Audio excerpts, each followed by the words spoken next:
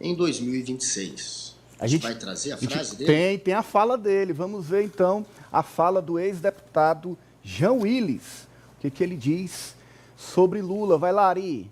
Eu acho que Lula não deveria se candidatar em 2026. Já deu. Eu acho que a figura dele não tem mais a força para conter o bolsonarismo. Eu acho que Lula pode ser cabo eleitoral. E aí não precisa ser o Haddad, porque acho que o Haddad não tem essa popularidade. Eu acho que era hora do PT sair do protagonismo, ir para a retaguarda, ser coadjuvante, apostar no nome de Simone Tebet como cabeça de chapa. Guga.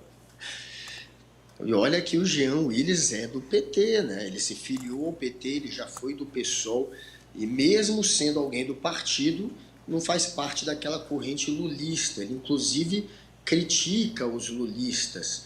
Ele diz que o lulista ele está avesso a críticas ao Lula, ele não aceita que critiquem o Lula, ele sabe que pode ser xingado pelo que está dizendo, e é o que está acontecendo, inclusive. Está tomando muita porrada nas redes sociais e na militância do PT, estão tratando ele como parte da militância, como um infiltrado. Agora, o Jean Willis representa, claro, uma corrente de pessoas dentro do partido que não tem coragem de assumir publicamente, mas que sabem que o tempo do Lula está acabando, que precisa sim ter alguém depois do Lula, não necessariamente alguém do MDB, né? Talvez o Jean Willis ele diz que o PT deveria apoiar Simone Tebet, que é do MDB, a senadora pelo Mato Grosso do Sul, que hoje é ministra do Planejamento, e assim sairia daquela polarização Bolsonaro-Lula, iria para a tal da terceira via. Claro que isso aí desagradou grande parte aí da turma da esquerda, mas faz sentido você começar a debater o que vai acontecer depois do Lula, quem virá depois do Lula.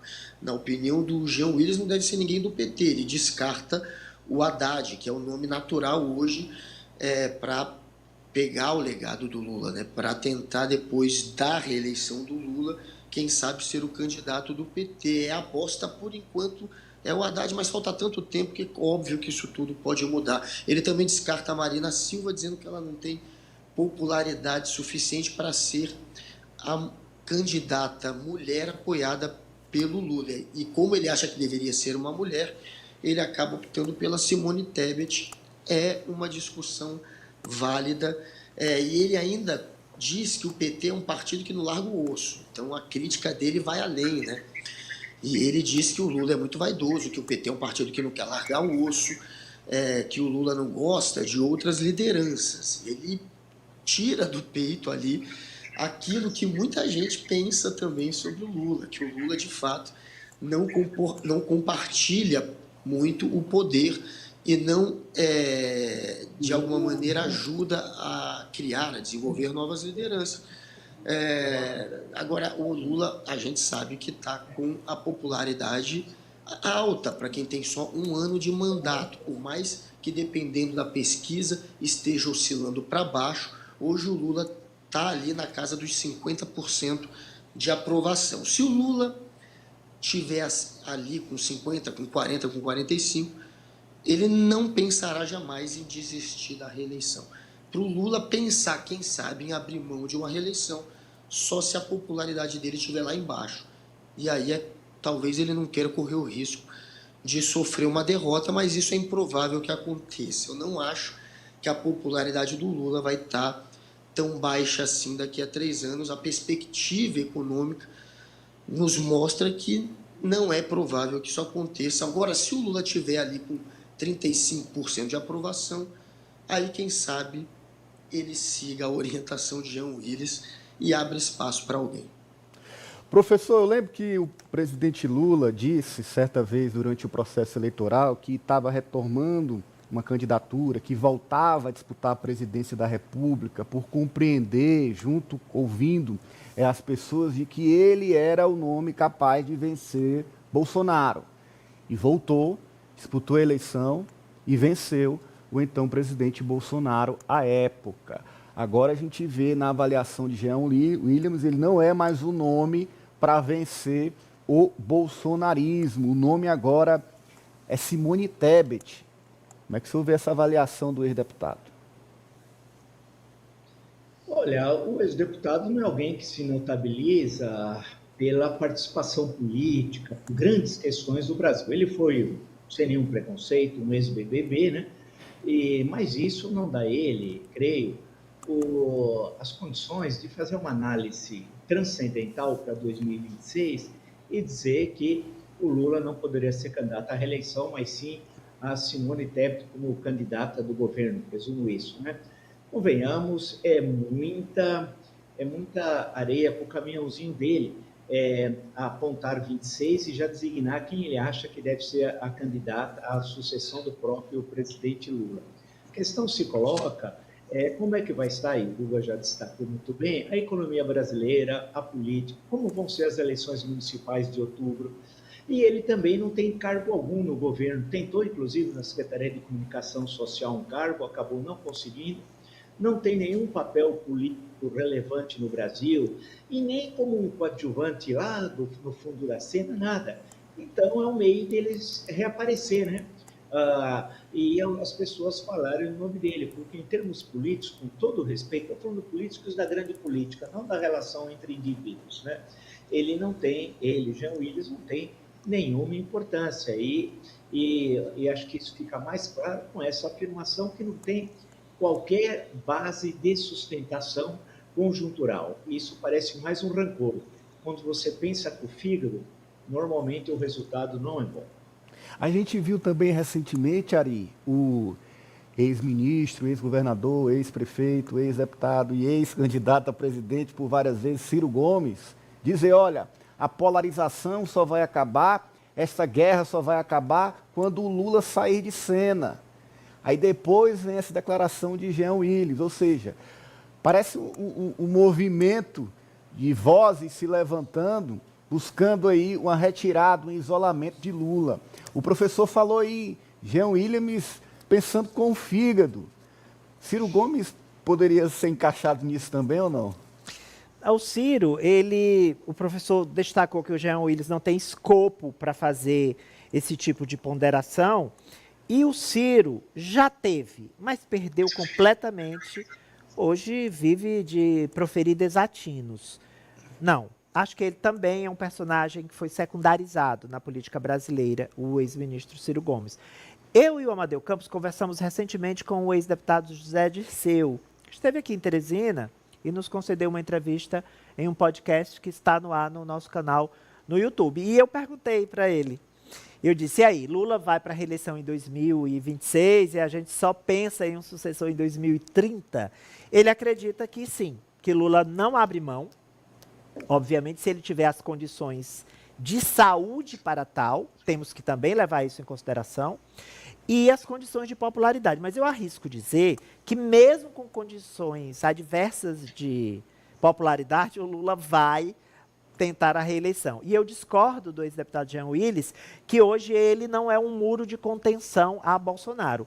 Se ele não é um muro de contenção adequado a Bolsonaro, quem é? A Simone Tebet? Claro que não. Eu acho que ele é o principal muro de contenção da esquerda ao extremismo e ao bolsonarismo. E, ademais, se Lula estiver muito ruim ou se a saúde não permitir, um nome que faria muito mais sentido fora do PT, que eu também não acredito que o PT vai abrir mão lá em 2030 de apontar o sucessor dele, não acredito, mas um nome que faria muito mais sentido seria o do vice-presidente da República, Geraldo Alckmin. Ele sim, porque ele retém parte do eleitorado de centro-direita, que o admira pelas boas gestões que ele fez em São Paulo, que o professor Vila já relatou aqui, né, como conhecedor lá da região, da realidade em loco. Então, ele sim, mas, com todo respeito, a ministra Simone Tebet, não.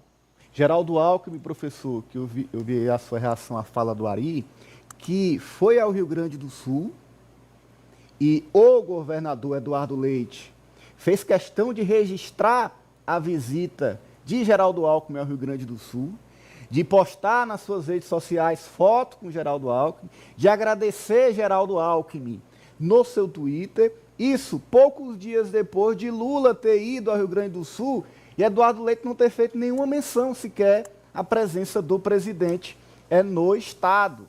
Então, se soma, eu colocaria, a esse movimento. A gente está vendo, entre esses nomes que já tiveram ou que têm alguma relação com a centro-esquerda, essa fala de Ciro Gomes e Jean Willis a respeito de Lula, e em um ponto, que é o ponto da direita, que é de Eduardo Leite, fazendo ali um reconhecimento ao vice-presidente Geraldo Alckmin, como se ele fosse o real gestor do país, buscando isolar o presidente Lula nas ações no Rio Grande do Sul. Queria sua avaliação.